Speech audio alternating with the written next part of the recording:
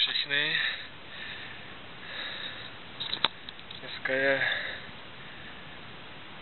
28. 8:53.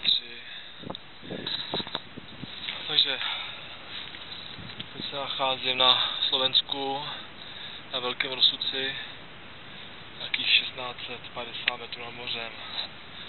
Je nádhera. Výhledy daleký, nemá chybu.